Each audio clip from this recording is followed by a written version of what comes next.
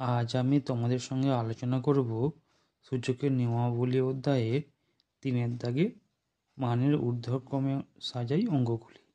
চলো অঙ্কগুলি দেখে নিই আমরা। চলো প্রথম অঙ্কটা আমরা দেখে নিই। অঙ্কটি ছিল 5^1/2, 10^1/4, 6^1/3। প্রথমে আমি 1/2, 1/4 এবং 1/3 লসাগু করলাম। লসাগু কত হলো 12। এবার আমি 1/2, 1/4 এবং 1/3 কে আমি ছোট থেকে বড় হিসেবে সাজালাম। তারপর এই 1/2 সমান কত হলো, তাহলে 6/12। 1/4 সমান হচ্ছে 3/12। 1/3 সমান হলো 4/12। মানটিকে আমি 5, 10, 6 এর পাওয়ারে আবার ঘুরিয়ে লিখে দিলাম। তাহলে কি পেলাম? এটিকে পেলাম 15,625। এটা পেলাম 1000, এটা পেলাম 1296।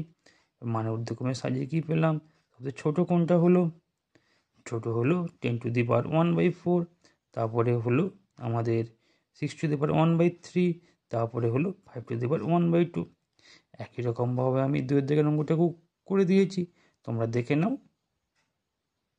চলো আমরা এবার দেখে নিই 3 দাগের অঙ্কটি।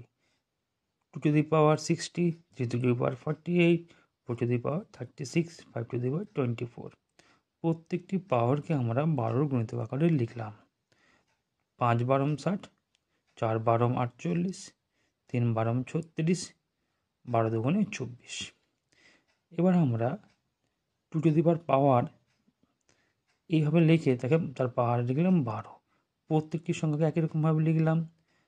2 টু দি পাওয়ার 5 মানে কত? 32। 3 টু দি পাওয়ার 4 মানে কত? 81। 4 টু দি পাওয়ার 3 মানে 64। 5 স্কোয়ার মানে 25। তাহলে মানে ঊর্ধ্বক্রমে সাজিয়ে কি পেলাম আমরা? 2 টু দি পাওয়ার 24 হলো সব থেকে ছোট। একই রকমভাবে পরপর করে মানগুলোকে আমরা লিখে দিলাম।